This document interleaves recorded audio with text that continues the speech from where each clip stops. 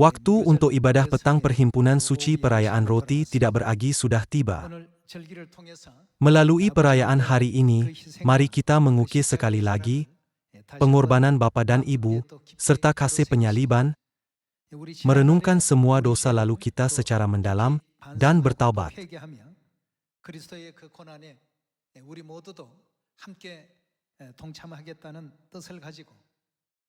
Dengan berazam untuk menyertai penderitaan Kristus, kita semua harus ikuti jalan pengorbanan Bapa dan Ibu. Hari ini, dengan tajuk khutbah, Pertaubatan yang Indah, mari kita lihat firman Tuhan semasa ibadah petang perayaan roti tidak beragi. Mari kita pergi ke buku Yesaya bab 53. Pada waktu pagi, kita telah mengambil masa untuk merenungkan semua yang ditahan oleh Kristus sampai penyalibannya. Kira-kira 2700 tahun dahulu, Nabi Yesaya menjelaskan semua perkara tentang soalan, dari manakah datangnya semua perkara ini? Mari kita lihat buku Yesaya bab 53 ayat 1. Bab 53, ayat 1. Siapakah yang percaya kepada berita yang kami dengar? Dan kepada siapakah tangan kekuasaan Tuhan dinyatakan? Sebagai taruk ia tumbuh di hadapan Tuhan, dan sebagai tunas dari tanah kering.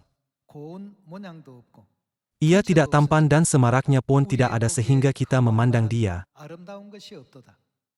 dan rupa pun tidak, sehingga kita menginginkannya.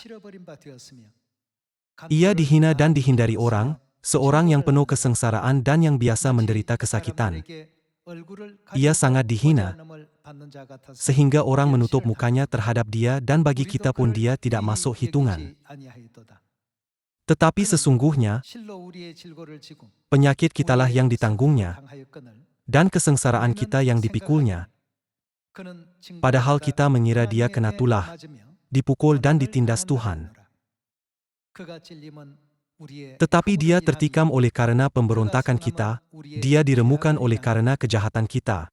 Ganjaran yang mendatangkan keselamatan bagi kita ditimpakan kepadanya, dan oleh bilur-bilurnya kita menjadi sembuh.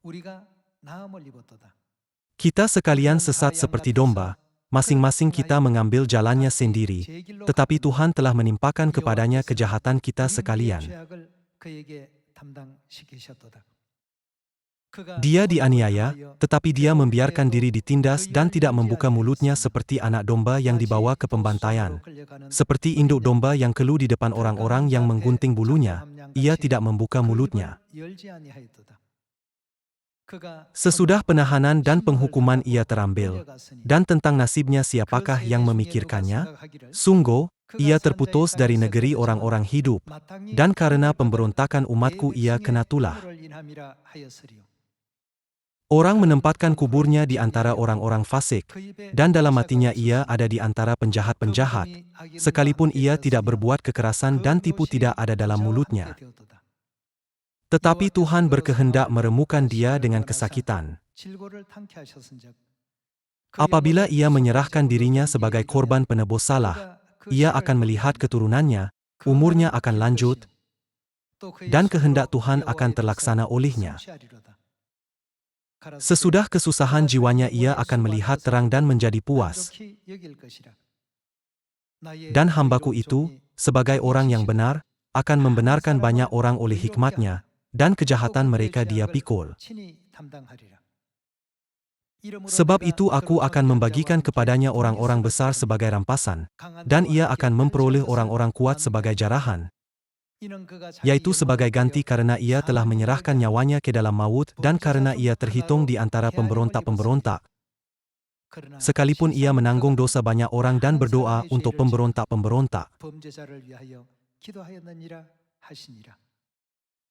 Buku Yesaya bab 53 menjelaskan dengan terperinci sebab Kristus perlu disalibkan.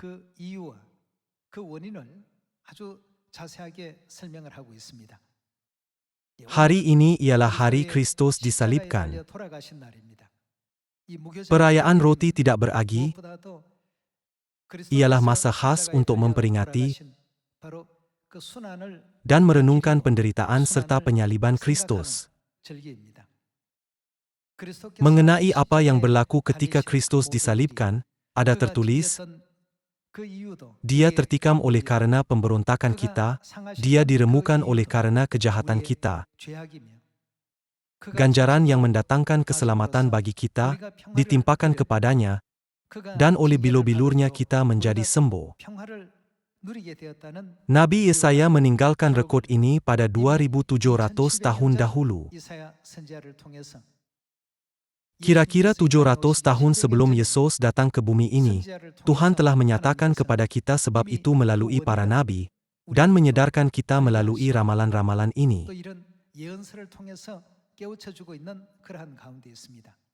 Ramalan-ramalan ini juga memberitahu kita, Tuhan telah menimpakan kepadanya kejahatan kita sekalian. Setiap kali kita membaca firman ini dalam buku Yesaya bab 53, kita terfikir sekali lagi, betapa beratnya dosa kita, dan hukuman yang patut kita terima.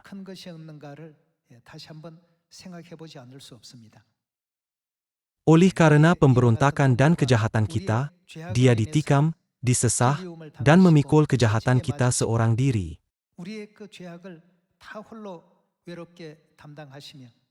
Walaupun ditindas dan menderita, Dia tidak membuka mulut, tetapi menjalani jalan itu dengan senyap. Bapa Surgawi kita, yaitu Raja di atas segala raja, dan Tuan di atas segala tuan, dihina, dan disoal siasat oleh ciptaannya. Saya fikir bahwa kita harus sentiasa memahatkan kehidupannya dalam hati kita dan menghargainya. Jadi hari ini, kita semua harus memikirkan semula hari, apabila Kristus mati di atas salib, dan harus bertaubat daripada segala pelanggaran dan kejahatan kita pada masa lalu.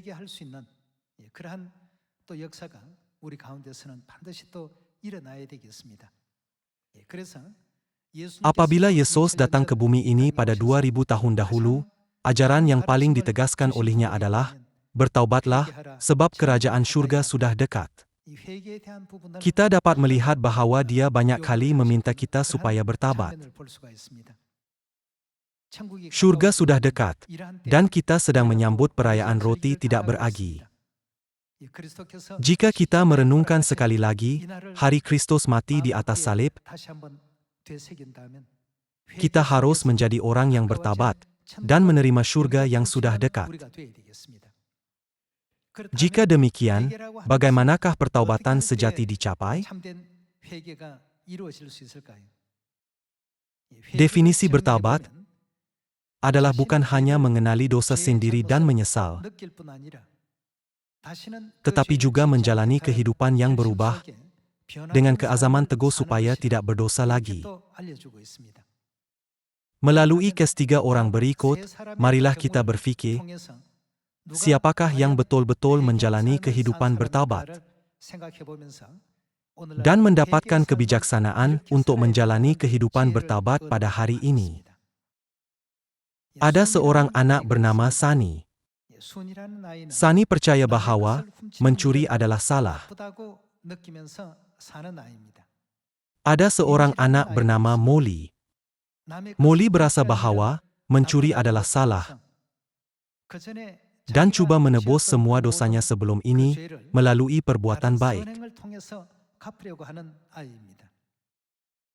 Ada seorang anak bernama Jen. Dia percaya bahwa mencuri adalah salah dan berazam untuk tidak mencuri lagi. Dia juga berusaha untuk memujuk pencuri lain supaya bertaubat. Antara ketiga-tiga ini, siapakah boleh dianggap menjalani kehidupan bertaubat yang sejati? Tahap pertaubatan itu mungkin berbeza-beza, tetapi pertaubatan sejati yang diinginkan Tuhan boleh didapati dalam kes ketiga, yaitu pertaubatan Jen. Orang yang menyesal atas dosa mereka dan berazam, aku tidak akan terlibat dalam dosa itu lagi, memujuk orang melakukan yang sama supaya bertaubat. Jadi apabila Yesus datang ke bumi ini, Salah satu perkara yang dia tunjukkan terlebih dahulu, ada tertulis dalam buku Markus bab 1. Dari awal pagi dia berkata, "Marilah kita pergi ke tempat lain, supaya di sana juga aku memberitakan Injil, karena untuk itu aku telah datang." Mari kita buka buku Markus bab 1. Markus bab 1, ayat 35. Pagi-pagi benar, waktu hari masih gelap, ia bangun dan pergi keluar. Ia pergi ke tempat yang sunyi dan berdoa di sana. Tetapi Simon dan kawan-kawannya menyusul dia. Waktu menemukan dia mereka berkata, "Semua orang mencari engkau."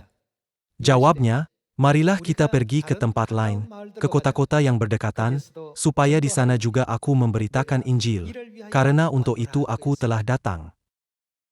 Dalam buku Lukas bab 19 ayat 10, dia berkata, "Aku datang untuk mencari dan menyelamatkan yang hilang." Tapi dalam buku Markus, dia berkata, "Aku datang untuk memberitakan Injil." Jadi, kita dapat mencari jawaban tentang kerja apa adalah paling penting dan hebat yang harus kita lakukan untuk menyelamatkan orang lain. Itulah menginjil. Mari kita lihat buku Lukas bab 19. Buku Lukas bab 19. Dalam buku Lukas bab 19, ayat 10 tertulis, "Sebab anak manusia datang untuk mencari dan menyelamatkan yang hilang." Sini anak manusia merujuk kepada Yesus. Betul? Sebab Yesus datang ke bumi ini, yaitu tujuan dia datang adalah untuk mencari dan melakukan apa? Menyelamatkan yang hilang. Kalau begitu, bagaimanakah orang yang benar-benar bertobat? Apakah bukti sama ada seseorang telah bertobat atau tidak? Apabila dia membimbing pendosa lain ke jalan keselamatan, Tuhan menganggap hal itu sebagai bukti pertaubatan yang sejati.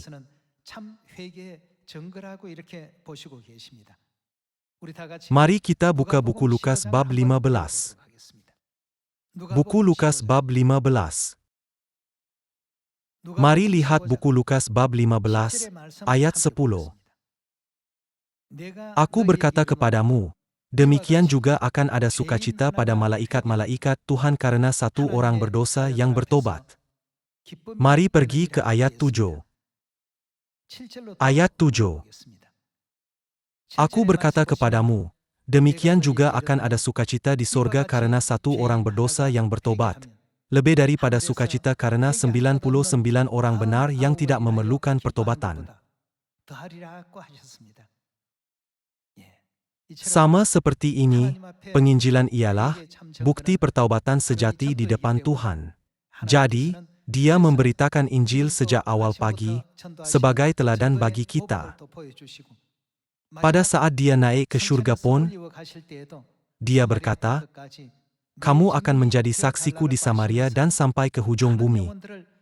Dan menggesa kita, agar membimbing banyak pendosa untuk berpaling daripada dosa, dan bersungguh-sungguh melakukan misi ini. Dia juga berjanji, "Aku menyertai kamu senantiasa sampai kepada akhir zaman." Mari kita lihat buku Matius bab 28, ayat 18.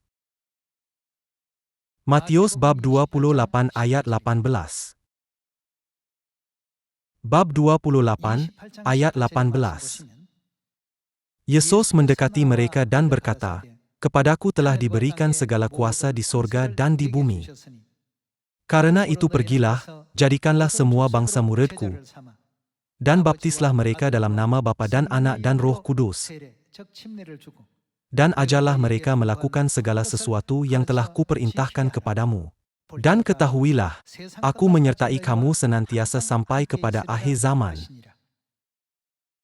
Inilah pesan terakhir yang Yesus tinggalkan di bumi. Maksudnya inilah permintaannya yang ikhlas, agar kita mencapai pertaubatan yang paling indah. Tadi kita sudah melihat case Sunny, Molly, dan Jen. Ketiga-tiga ialah pelajar yang pernah mencuri sekurang-kurangnya satu kali. Namun, mereka masing-masing mempunyai pikiran yang berbeza. Sani hanya berasa bahwa mencuri adalah buruk,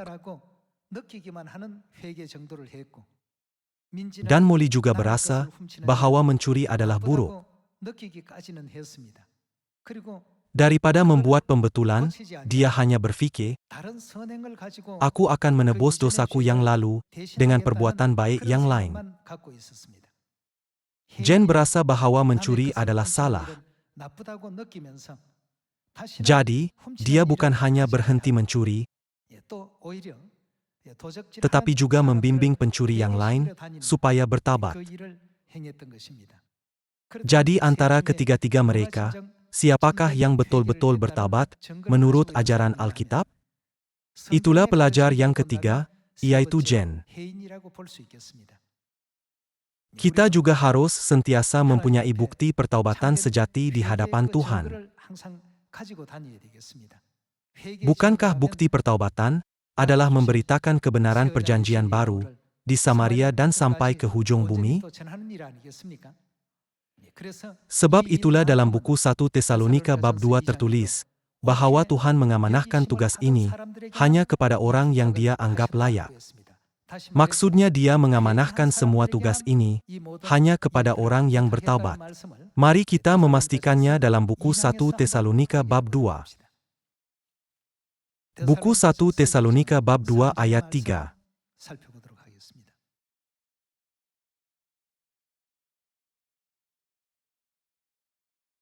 Bab 2 ayat 3. Sebab nasihat kami tidak lahir dari kesesatan atau dari maksud yang tidak murni dan juga tidak disertai tipu daya. Sebaliknya, karena Tuhan telah menganggap kami layak untuk mempercayakan Injil kepada kami, karena itulah kami berbicara, bukan untuk menyukakan manusia, melainkan untuk menyukakan Tuhan yang menguji hati kita. Bagaimanakah kita dapat dipercayakan Injil? Tuhan menganggap kita layak. Kita dianggap sebagai anak lelaki dan anak perempuan yang paling sesuai untuk kerja ini. Jadi, kita dipercayakan apa? Injil. Antara anak-anak, ibu bapa mengamanahkan tugas kepada anak-anak yang paling rajin dan paling dapat mengikut kata-kata serta ajaran mereka, bukan? Sini juga berkata bahwa Tuhan menganggap kita layak untuk mempercayakan Injil kepada kita. Ini bukanlah sesuatu yang dapat dibuat oleh malaikat di surga, walaupun mereka mahu.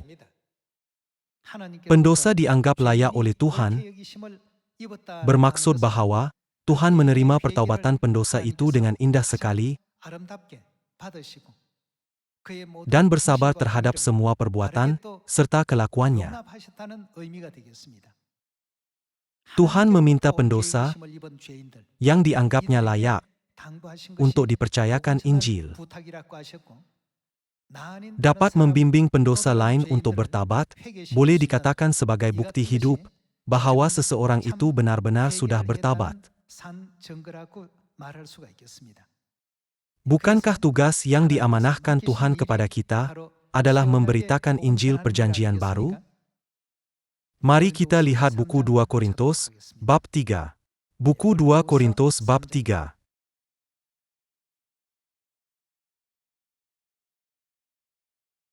Marilah melihat bab 3 ayat 6.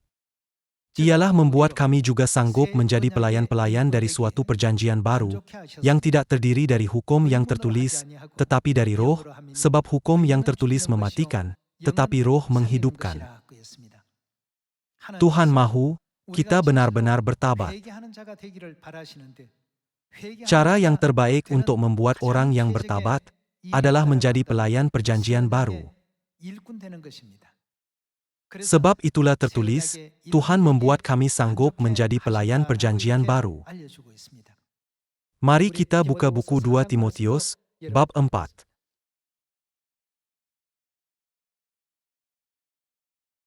Buku 2 Timotius bab 4, ayat 1. Di hadapan Tuhan dan Kristus Yesus yang akan menghakimi orang yang hidup dan yang mati, aku berpesan dengan sungguh-sungguh kepadamu demi penyataannya dan demi kerajaannya. Apakah yang harus kita buat? Demi kerajaan Tuhan, Dia berpesan supaya kita memberitakan firman. Aku berpesan dengan sungguh-sungguh kepadamu demi kerajaan Tuhan. Beritakanlah firman, siap sedialah baik atau tidak baik waktunya. Apakah maksudnya? Walaupun kita boleh bersungguh-sungguh melakukan segala sesuatu, kita tidak boleh malas, tetapi harus rajin memberitakan firman Tuhan, baik atau tidak baik waktunya. Baik atau tidak baik waktunya, dalam kata lain adalah setiap masa. Beritakanlah firman bukan hanya apabila berpeluang, tetapi pada setiap masa. Nyatakanlah apa yang salah, tegurlah dan nasihatilah dengan segala kesabaran dan pengajaran. Ayat 3. Karena akan datang waktunya, orang tidak dapat lagi menerima ajaran sehat, tetapi mereka akan mengumpulkan guru-guru menurut kehendaknya untuk memuaskan keinginan telinganya. Mereka akan memalingkan telinganya dari kebenaran dan membukanya bagi dongeng. Tetapi kuasailah dirimu dalam segala hal, sabarlah menderita, lakukanlah apa? Pekerjaan pemberita Injil dan tunaikanlah tugas pelayananmu. Tuhan ingin memberikan berkat yang paling berharga kepada umat syurgawinya. Ada berpuluh-puluh ribu berkat, tetapi inilah berkat yang paling Tuhan mahu semua anaknya terima. Lakukanlah pekerjaan pemberita Injil dan tunaikanlah tugas pelayananmu, firman-Nya. Ayat 6. Mengenai diriku, darahku sudah mulai dicurahkan sebagai persembahan dan saat kematianku sudah dekat. Aku telah mengakhiri pertandingan yang baik. Aku telah mencapai garis akhir dan aku telah memelihara iman. Sekarang telah tersedia bagiku, apa? Mahkota kebenaran. Kita bekerja tekun ke arah matlamat di depan, hanya fokus pada tugas terbesar, yaitu memberitakan kehendak kudus Tuhan kepada semua manusia di dunia. Jadi, tidakkah kita akan dikenakan mahkota yang paling hebat? Tuhan boleh juga menciptakan kita semula untuk menjadi banyak jenis makhluk yang lain. Dia boleh menjadikan kita presiden syarikat, pengerusi syarikat, presiden negara, atau pegawai tinggi di dalam kerajaan.